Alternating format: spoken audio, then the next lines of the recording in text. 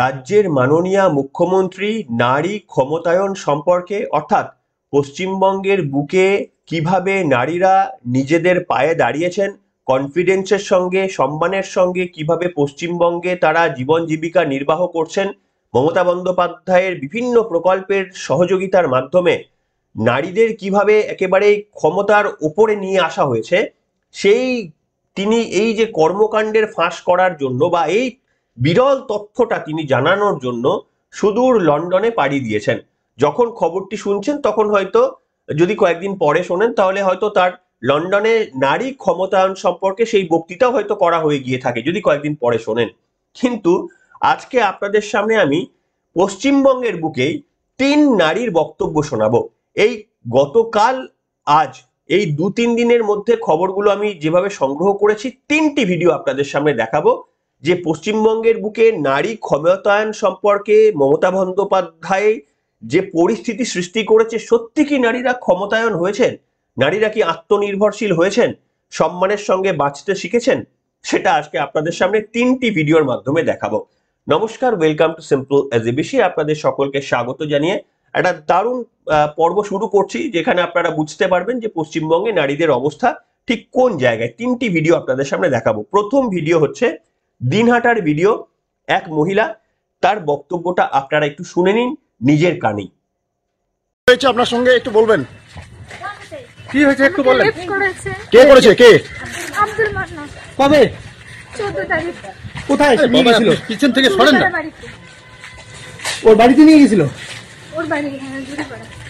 আর আর কি কি হয়েছিল তোমার সাথে?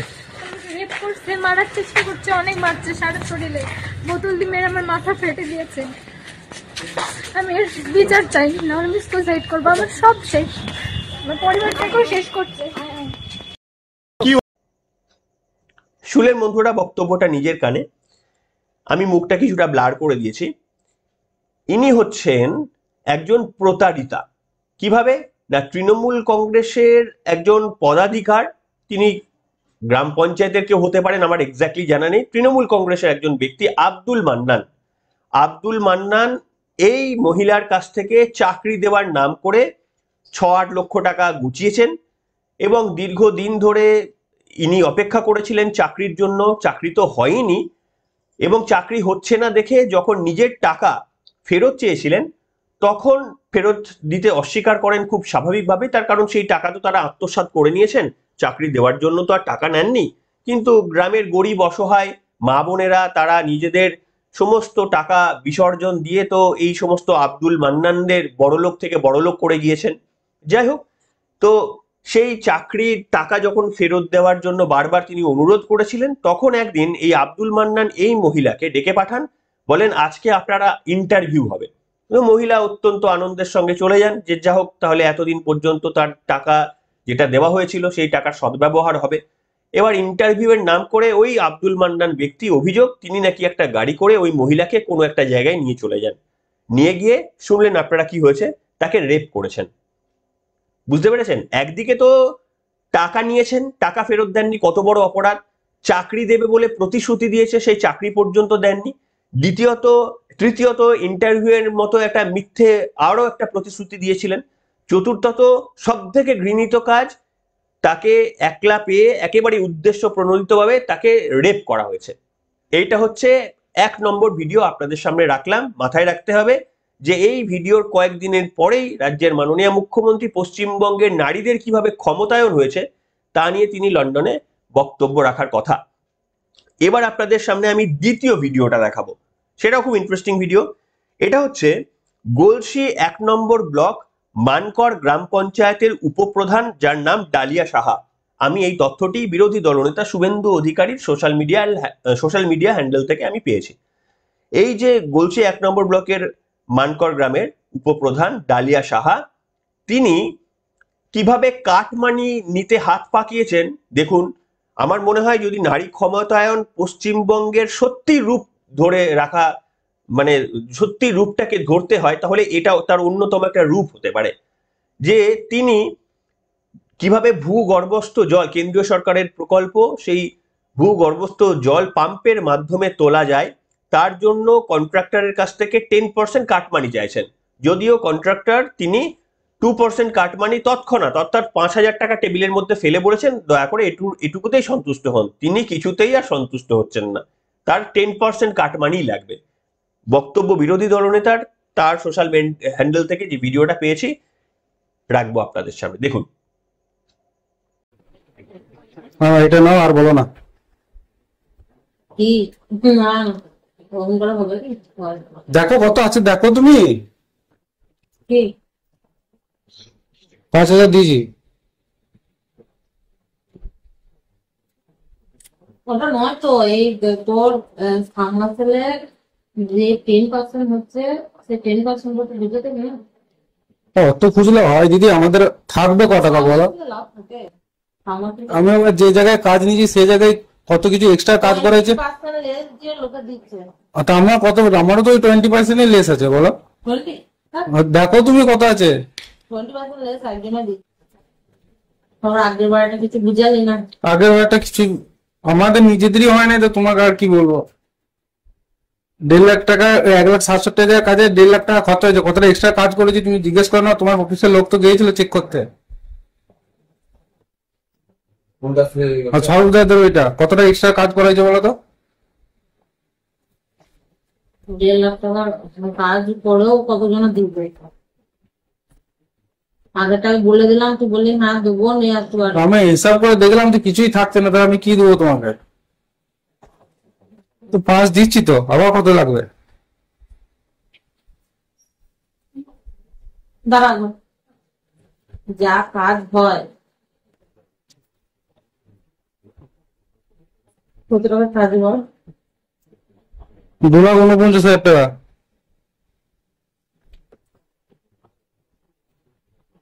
যদি 2% করে হয় সে তো তোমার তো 5,000 হয়ে যাচ্ছে।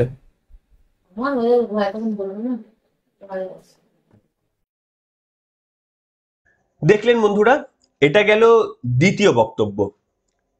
তো বুঝতেই পারছেন যে কাটমানি এখন কোন জায়গায় পৌঁছে গিয়েছে, সে কথা তো নতুন করে আর বলার নেই। এবং এই বিভিন্ন ক্ষেত্রে এই ধরনের ভিডিও আরো আমাদের সামনে আছে, কিন্তু আজকে যেহেতু আমি ঠিক করেছি যে যেহেতু রাজ্যের মাননীয় মুখ্যমন্ত্রী মহিলা ক্ষমতায়ন সম্পর্কে তিনি বক্তব্য রাখার জন্য বিদেশে গেছেন, যখন ভিডিওটা দেখছেন তখন হয়তো তার বক্তব্যও দেওয়া হয়ে গিয়েছে। কিন্তু এই যে কিভাবে ক্ষমতায়ন হচ্ছে, সত্যি কি নারী ক্ষমতায়ন হচ্ছে, 100 ওই লক্ষ্মী ভান্ডারের টাকা কিংবা কন্যাশ্রী রূপশ্রীর মতো টাকা আদতে কি নারী ক্ষমতায়ন ঘটাচ্ছে? নিশ্চিতভাবে কিছু জায়গায় উপকার হচ্ছে বটেই, কিন্তু সামগ্রিক নারীদের উপকার কি হচ্ছে? আপনাদের জন্য এই প্রশ্নটা আমি ছুড়ে দিলাম। তৃতীয় আরো একটা আমি ভিডিও দেখাবো, দুটো ভিডিওর থেকে অনেকটাই আলাদা। তৃতীয় এটা হচ্ছে ডালখোলার উত্তর দিনাজপুরের জেলা সভাধিপতি পম্পা পাল। কোথা থেকে এই তথ্য পেলাম? আবারও বিরোধী দলনেতা শুভেন্দু অধিকারী তিনি তার সোশ্যাল মিডিয়াতে পোস্ট করেছেন। তিনি একটি জায়গায় কোনো ধর্মীয় বক্তব্য রাখছিলেন মতুয়া সম্প্রদায়ের উদ্দেশ্যে। ঠিক মমতা বন্দ্যোপাধ্যায় যে ভুলটি করেছিলেন, সেই হরিচাঁদ এবং গুরুচাঁদের অপভ্রংশে কি হতে পারে আপনারা কল্পনাই করতে পারছেন। মাননীয় মুখ্যমন্ত্রী মমতা বন্দ্যোপাধ্যায়ও এই একই ভুল করেছিলেন। এত বড় উচ্চারণের ভুল যে কেউ করতে পারেন সেটা তো হওয়া উচিত নয়, কিন্তু মুখ্যমন্ত্রী যদি ভুল করেন তাহলে এই সমস্ত তাদের জেলা সভাধিপতি তারা তো ভুল করবেন, আর কি অন্যায় রয়েছে। শুনুন একবার বক্তব্যটা, শুনেন।